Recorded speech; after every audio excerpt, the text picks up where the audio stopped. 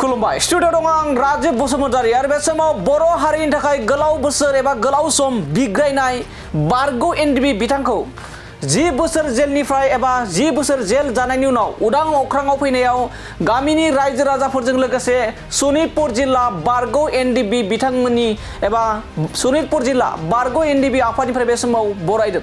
थारैनो 10 बोसोर एनआईए केसाव जेल जानानै दिनै जेलनिफ्राय उदां जानाय बारग' एनडिबि बि जुजाय बिथांखौ गामिनि रायजो राजाफोरजों लोगोसे सनितपुर जिल्ला बारग' एनडिबि बिथांमोना बरायदों। थारैनो बे समाव आथिखालनि बिटिआरनि गाहाय मावफुं सोद्रोमा प्रमद बर' बिथाङा एबा बिथांनि नाजानायजों लोगोसे बिटिआरनि गोबां मावफुं सोद्रोमा थामहिनबा बिटिआर हाग्रा बिफाननि मावफुं सोद्रोमा रनजित बसुमतारीजों लोगोसे बिटिआरनि गोबां दैदेनगिरि बिथांमोननि नाजानायाव बि जुजाय बिथाङा 10 बोसोर एनआईए केसाव जेल जानांनाय बि जुजाय बिथाङा दिनै उदां अख्राङाव आरो बेखौ नोजोर होनानै बि जुजाय बिथांजों लोगोसे सनितपुर जिल्ला बारग' एनडिबिनि दैदेनगिरिफ्रा बिटिआरनि सिएम प्रमद बर'जों लोगोसे बिटिआरनि इएम बिथांमोनखौ साबायखर बावदों। जेराव आथिखालनि बिटिआरनि गाहाय मावफुं सोद्रोमा प्रमद बर' बिथांनि नाजानाय एबा मददजों लोगोसे बिटिआरनि मावफुं सोद्रोमा जेरै बिटिआर हाग्रा बिफाननि मावफुं सोद्रोमा रनजित बसुमतारी बिथांमोननि मददजों दिनै उदां अख्राङाव फैबाय। 10 बोसोर केस जानांनाय जेलाव थानांनाय एनआईए केसाव जेल जानाय बि जुजाय बिथाङा दिनै उदां अख्राङाव आरो दिनै बे उदां अख्राङाव फैनायाव बिथाङानो जाहैबाय बि जुजाय। बर' हारिनि थाखाय बिथाङा बिग्रायदोंमोन, बर' हारिनि थाखाय बिथाङा नांदोंमोन आरो बे बर' हारिनि थाखाय बिग्रायनानै एनआईए केसाव बिथाङा 10 बोसोर जेल जानांबाय आरो 10 बोसोरनि उनाव दिनै बिटिआरनि सिएम प्रमद बर'जों लोगोसे बिटिआरनि मावफुं सोद्रोमा बिथांमोननि मददाव बिथांमोना उदां जाबाय होननानै दिनै खौरांनि गेजेरजों रोखा फोरमायदों आरो सनितपुर जिल्ला बारग' एनडिबि आफादनि दैदेनगिरि बिथांमोना आथिखालनि बिटिआरनि गाहाय मावफुं सोद्रोमा प्रमद बर'जों लोगोसे बिटिआरनि मावफुं सोद्रोमा आरो बिटिआर सरकारखौ बिथांमोना साबायखर बावदों। जेराव गोबां मदद होनायनि गेजेरजों 10 बोसोर एनआईए केस जानांनाय बि जुजाय बिथाङा उदां अख्राङाव फैबाय आरो गोबां बेफोरबायदि बरायदों। बिथांनि न'खराव फैनानै बारग' एनडिबिनि दैदेनगिरि बिथांमोना बरायदों। बेनो जाहैबाय बि जुजाय बिथाङा गोलाव बोसोर एनडिबि आफादाव थानानै बर' हारिनि थाखाय बिग्रायनानै एनआईए केसाव 10 बोसोर जेल जानांनाय आरो जेल जानायनि उनाव बिटिआर सरकारनिफ्राय मदद मोननायाव बे समाव उदां अख्राङाव फैनो मोनबाय बि जुजाय बिथाङा। दानिया फैदो बिदिब्ला बि जुजाय बिथाङा आथिखालनि बिटिआरनि गाहाय मावफुं सोद्रोमा प्रमद बर' बिथांमोननि मददजों लोगोसे बिटिआरनि मावफुं सोद्रोमा गोबां मावफुं सोद्रोमा बिथांमोननि मददजों लोगोसे उदां अख्राङाव फैनायनि उनाव माबायदि बारग' एनडिबिजों लोगोसे बि जुजाय बिथाङा आरो न'खरनि एबा बि जुजायनि जोनोमगिरि बिफा बिथांमोना माबायदि बाथ्रा बुंदों जों बिथांमोननिफ्राय आबुङै खोनासंना लानि। दायो न'आव सफैनानै आं न'खरनि गासै बिफा आरो बिदा फंबायखौ लोगो मोननानै जोबोद गोजोननाय मोनदों आरो लोगोसे आंनि आंगोनि गामि रायजो राजाखौ लोगो मोननानै जोबोद गोजोननाय मोनदों। लोगोसे आरो आंनि थाखाय आरो हारिनि थाखाय माखासे खस्थ' खालामनाय बिथांमोनखौ लोगो मोननानै जोबोद गोजोननाय मोनदों। नोंथाङा जोबथेसालियाव बबे समाव थानांनाय आरो खै बोसोरसो जोबथेसालियाव थानो गोनां? आङो 2015नि एप्रिल मासाव एरेस्ट जादोंमोन। एरेस्ट जानायनिफ्राय आङो तेजपुर जेलावहाय मास मोनथाम दङमोन। बिनि उनाव तेजपुर जेलनिफ्राय आंखौ गुवाहाटि सेन्ट्रेल जेलावहाय लांनाय जायो एनआईए डिपार्टमेन्टआ। बेनिफ्रायनो आं 10 बोसोर आं गुवाहाटि सेन्ट्रेल जेलावनो दंमोन। जोबथेसालियाव थानाय समाव ओनसोलनि रायजो राजाफोर बा गुबुन आफादनि सोद्रोमाफोर बिथांमोना नोंथांखौ खबर लादों नालाय? जों जि समावहाय फार्स्ट समाव जों जेब्ला हाबनानै दंमोन बे समावथ' जोङो रायजोफोरनि माखासे अननाय अनसायनायखौ मोनदों आरो गुबुन आफाद बा जोंनि आफाद जोंनि गासैबो जाखिनि नांगौमानि जेनेबा जोंनि गोनांथिखौ जों मोननो हायाखैबाबो एसे एनै जों मददखौ मोननाय जादों। आफादाव बबे समाव नोंथाङा जइन जानाय? आं 2007 बे मायथाइयावहाय आं जइन लादोंमोन। दिनै जे न'आव सफैनो हाबाय नोंथाङा गबोबाय, बेनि गेजेरजों नोंथाङा सोरखौ साबायखर बावो? दायो आं जोंनिनो मानाबायदियाव बिटिसि सरकार बिथांमोना जोंनि थाखाय जाखिनि मावनांगौ जोंनि आयेन बिभागनि बे खामानिखौहाय मावनानै होबाय। दा जोंनि नांगौखिनि रां रुफाखौ जोंनो हरनाखैबाबो जोंनि केसनि थाखाय बिथांमोना सहाय खालामदों आरो सहाय खालामनायनि गेजेराव जोंनि जाखिनि मावनांगौ आयेन बिभागनि खामानिखौहाय उकिला जोंनि थाखाय जाखिनि मावदों मोजांखौनो मावदों। दा बिथांमोनखौ जों हाजासे हामबाय होयो।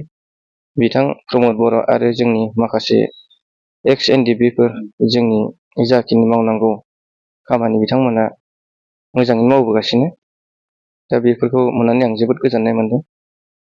आं गावनि फिसाखौ फैनायखाय आं गोसोआव गोजोननाय मोनदों आरो। गोबाव सम बिथाङा जोबनानै दोनजादोंमोन। औ। नोंथांनि फिसाज्लाया जे न'आव गबोनो हाबाय, बेवहाय जों गोबां दैदेनगिरिफोरनि बा सरकारनि हेफाजाब मोनदों होननानै जों खोनानो मोनदों। बेनि सायाव नोंथाङा माबायदि साबायखर? आं बेखौ जि बुंदों बेखौ आं साबायखर होगोन आरो। नंगौ, दिनै जुलियास बसुमतारी सनितपुर डिस्ट्रिक्ट दिखियाजुलि हालामनि जियागुरि 1 नं जियागुरियाव जुलियास बसुमतारीनि न'आव जों नुजाफैदों। बिथाङा गोबाव सम NIA केसाव जोबथेसालियाव दंमोन। दिनै फैयै फैयै बिथाङा गावनि गामि एबा जोनोमगिरि न'आव नुजाफैनो हाबाय। जों दिनै सनितपुर डिस्ट्रिक्टनि जानानै, सनितपुर डिस्ट्रिक्टनि एक्स NDB जानानै जों गासै साफ्रोमबो नुजाफैदों, बिथांखौ बरायफैदों आरो बिथांनि जोनोमगिरि बिफा बिथांखौ जों बरायदों। सासे बर' हारिनि बर'नि माखासे सोबख'नाय गादबनायनि थाखाय उदांस्रि खालामनो बिथाङा NDB आफादाव जुगदान जादोंमोन। नाथाय गेजेर ससेयाव बिथाङा एरेस्ट जानायाव गोबाव सम जोबथेसालियाव थाबाय। दिनै उदां जाबोबाय बिथाङा, जों बेखौनो जोबोर गोजोननाय मोनदों।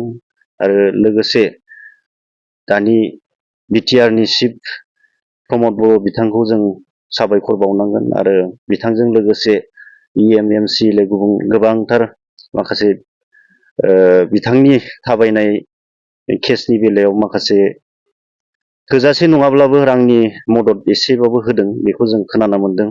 आरो थाबायनायनि बेलायावबो लामा दिन्थिना होदों। जों सनितपुर एक्स NDB जानानै बिथांमोनखौ साबायखर बावदों। दिनै एक्स NDB जानानै बेखिनिखौनो जों बुंनानै फोजोबथ'नाय जाबाय। दा बिथाङा दि गोबाव सम जोबथेसालियाव जोबनानै दोनजाबाय, दा थांनानै थानायनि राहा दिहुननो जोबोद गोब्राब दैदेनगिरि दा न'खरनि थासारियाव बारा मोजां नङा। बेनि सायाव नोंथाङा माबाफोर खावलायो? नंगौ, बिथांनि न'खरा मोजां नङा एसेबां, आरो बिथांनि बिफायाबो एसेबां गोरों बा माबा मोनसे बिजनेस गैया। बेनिखायनो जों खावलायदों सनितपुर डिस्ट्रिक्टनि एक्स NDB जानानै जाहाथे बिथाङा गोबाव सम जेल जाबाय, दा बिनि थाखाय माखासे BTRनि माखासे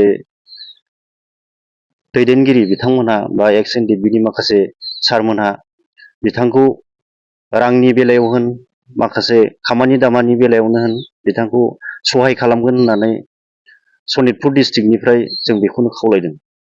दा जों बिनि सायाव ओरैबायदि जों गोजोननायखौ फोरमायदों, जाय जिथुनाखि जोंनि BTR गभर्नमेन्टनि दैदेनगिरिफ्रा जोंनि एक्स NDBफ्रा जेरैबायदि मावनानै जोंनि जुलियास बसुमतारीखौ जोबथेसालिनिफ्राय हगार हरबाय, बेनि थाखाय माने जोङो जोबोद गोजोननाय दङ।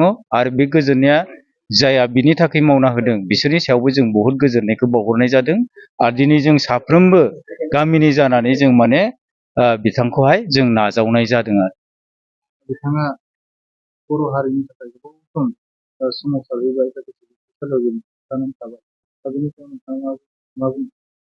दा बिथाङा जोंनि गामिनि जानानै आरो जोंनि हारि बर' हारिनि थाखाय बिथाङा मावख्रुबनायनि गेजेरजों जोबथेसालियाव थानानैब्लाबो जोंनि थाखाय मोजां मावबोबाय आरो बिथाङा जोबथेसालिनिफ्राय दिनै गबोनो हानायखाय जों जोबोद गोजोननाय मोनदों।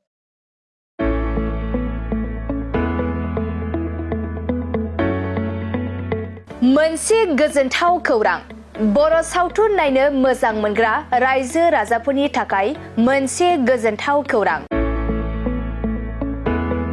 खम बेसेननि गेजेरजोंनो नोंथाङा नायनो हागोन बर'नि गासै गोजाम गोदान सावथुनफोरखौ। बर' सावथुन नायनो थाखाय ओंखारदों मोनसे आंगो स्ट्रिम एप। बे आंगो स्ट्रिम एपखौ नोंथाङा नोंथांनि मबाइलाव डाउनलड खालामनानै खम बेसेनावनो बर'नि गोजाम गोदान गासै सावथुनफोरखौनो नायनो हागोन। लोगोसे फैबाय थानाय समावबो बड' वेब सिरिज, डकुमेन्ट्रिज बायदिफोरखौबो नोंथाङा बे आंगो स्ट्रिम एपनि गेजेरजोंनो नुनो मोनगोन। बेनि अनगायैबो बर' सावथुननि दिहुनगिरिफोराबो बे आंगो स्ट्रिम एपआव गाव गावनि सावथुनखौ आपल'ड होनो थाखाय खौरां लाहरनो हागोन। आरो जाय बिथांमोननि सावथुनफोरा इउटुबाव पाब्लिश जायाखै बिथांमोनाबो बे एपआव आपल'ड होनो थाखाय खौरां लाहरनो हागोन। बेनिखायनो बर' सावथुननि दिहुनगिरि बिथांमोनहा गाव गावनि सावथुनखौ बे आंगो स्ट्रिम एपआव आपल'ड होनो गोसो दंब्ला नैबे 7086320938 जानबुं नम्बराव खौरां लाहरनो हागोन।